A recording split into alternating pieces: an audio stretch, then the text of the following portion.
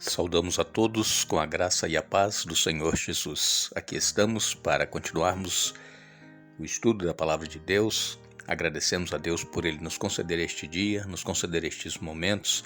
Agradecemos a todos vocês que estudam conosco a Bíblia diariamente, vocês que compartilham esses estudos com outras pessoas, vocês que divulgam este canal, Hora Tranquila, para que outras pessoas também possam conhecer e se inscrever.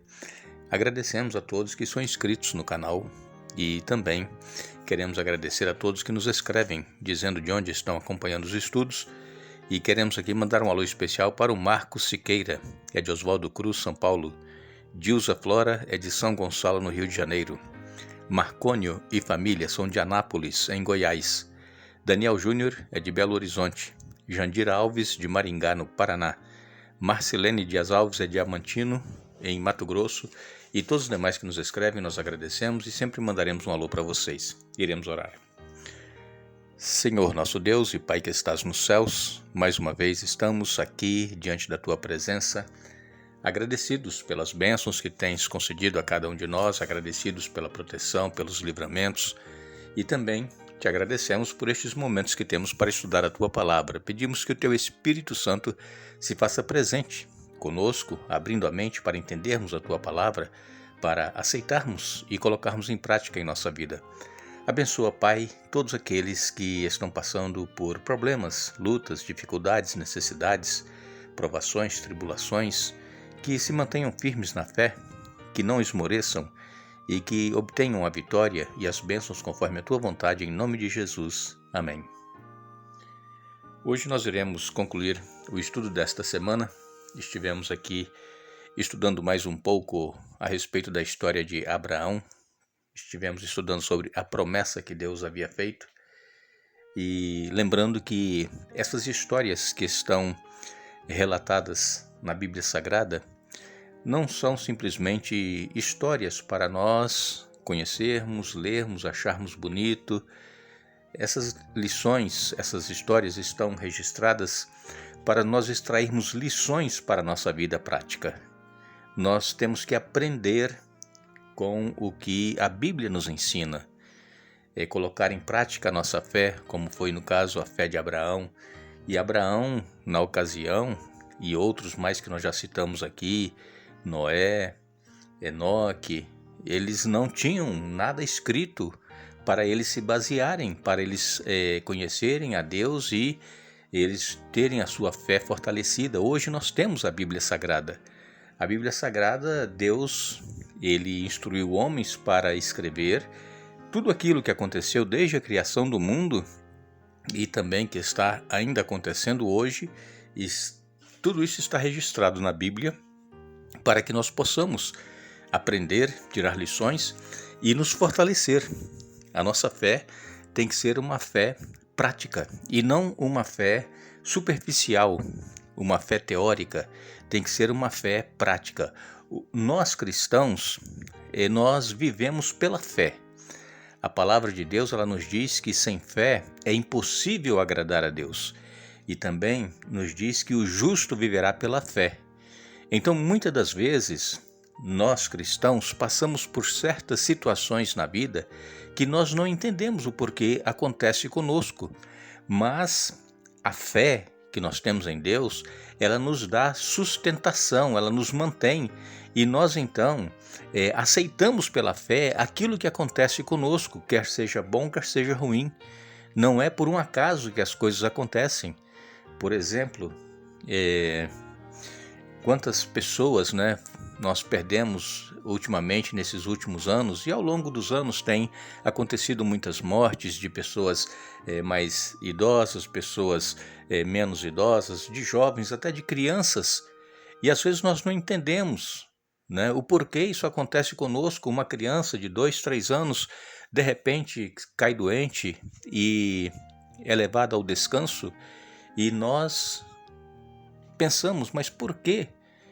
Isso não tem explicação. Nós vivemos num mundo de pecado, num mundo de dor, num mundo de sofrimento. E quem traz todo esse sofrimento a nossas vidas é o inimigo de Deus.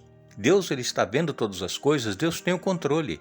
O que nós precisamos é exercitar a nossa fé, mesmo que nós não entendamos o porquê isso está acontecendo conosco. Foi o caso de Abraão. Deus disse que ele seria pai de uma grande nação através de um filho que ele teria com Sara, sua esposa. E então, quando ela teve esse filho, Isaque, ele estava aí já com seus 12 anos, 13 anos de idade, Deus agora pede esse filho em sacrifício. Abraão possivelmente não entendeu o porquê. Deus disse que ele seria o filho da promessa. Nele seriam benditas todas as nações da terra e ele seria pai de uma grande nação, de grandes povos e reis. E agora Deus pede esse filho em sacrifício. E Abraão, ele simplesmente obedeceu.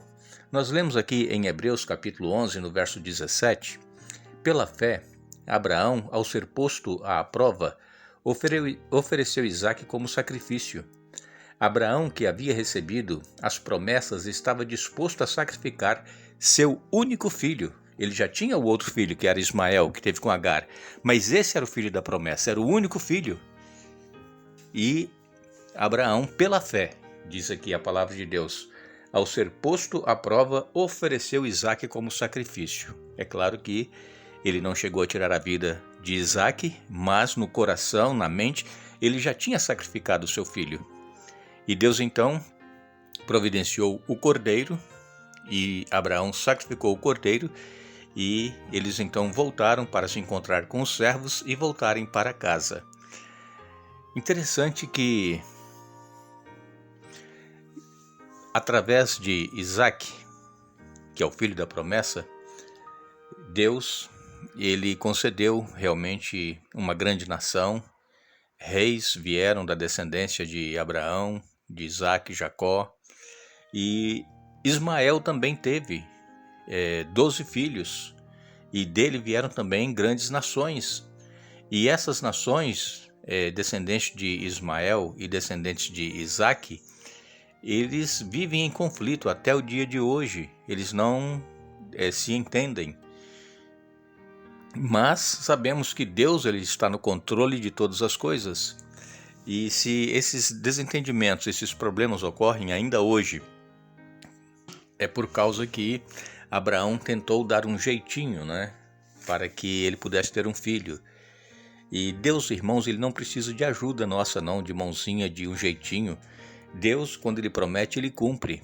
Deus, ele é fiel. E nós então, durante esta semana, nós vimos que Abraão, ele passou nessa prova de fé, ele é chamado o pai da fé. Ele teve lutas, problemas, vacilos na vida espiritual, ele caiu, ele mentiu, mas ele se arrependeu, ele estava sempre em comunhão com Deus, buscando a presença de Deus. E isso também serve de lição para nós. Se nós também tivemos problemas na nossa vida espiritual, caímos, nós não deveremos permanecer caídos, afastados, longe de Deus. Nós temos que voltar para Deus, ir a Ele, buscar perdão, e Deus nos perdoa. E Deus ele cumpre a promessa em nossa vida também. E então, depois Sara falece, e ela é sepultada num terreno que Abraão comprou para que ele tivesse posse ali em Canaã, porque até então ele não tinha posse da terra. Deus prometeu, mas a posse ainda não era de Abraão e sua descendência, e havia outros povos que habitavam ali, e inclusive ele negociou ali com os hititas para poder comprar um pedaço de terra, sepultar a esposa, e depois, mais tarde, quando Abraão faleceu, ele também foi sepultado ali em Macpela. Agora, Abraão, ele então pede a seu filho Eliezer que vá até a sua parentela na Mesopotâmia para buscar uma esposa para Isaque. Isaque ainda era solteiro, tinha aí na faixa dos seus 37 anos, quando a mãe morreu. E por que Abraão pediu ao seu servo Eliezer que fosse até a terra dos pais de Abraão para buscar uma esposa? Porque os habitantes ali de Canaã, eles eram idólatras. Eles estavam entregues à idolatria. Eles não adoravam, não buscavam o verdadeiro Deus. E Deus, ele sempre disse que o seu povo não deve se juntar a jugo desigual, deve buscar alguém da própria comunidade de fé, alguém que tem os mesmos princípios, porque se buscar união matrimonial com pessoas que não têm a mesma afinidade, a mesma fé, isso vai trazer problemas no relacionamento, no casamento, e possivelmente podem chegar até a se separarem, a não conviverem juntos por causa desse problema. Muitas pessoas dizem, não, mas com o tempo a gente consegue trazer a pessoa, converter a pessoa, mas não é assim. Se a pessoa desobedece a Deus e vai em busca de um companheiro ou uma companheira que é de uma outra fé ou que não é crente em Deus como nós somos, já começou errado. Então não vai dar certo. E então Eliezer foi e trouxe Rebeca, com quem Isaac se casou. E na semana que vem, então, nós vamos, no nosso estudo, na sequência desta série, Gênesis, o princípio da criação, nós vamos falar um pouco sobre Jacó, que foi um dos filhos de Isaac e Rebeca, e estaremos então continuando o nosso passeio pelo livro de Gênesis e esperando extrair lições diárias para a nossa vida, para o nosso relacionamento com Deus, para a nossa aproximação com Deus. Nós queremos agradecer a todos vocês que estiveram conosco esta semana estudando a Bíblia. Nós queremos desejar a todos vocês um bom dia, um feliz dia da preparação, um feliz sábado, um bom final de semana.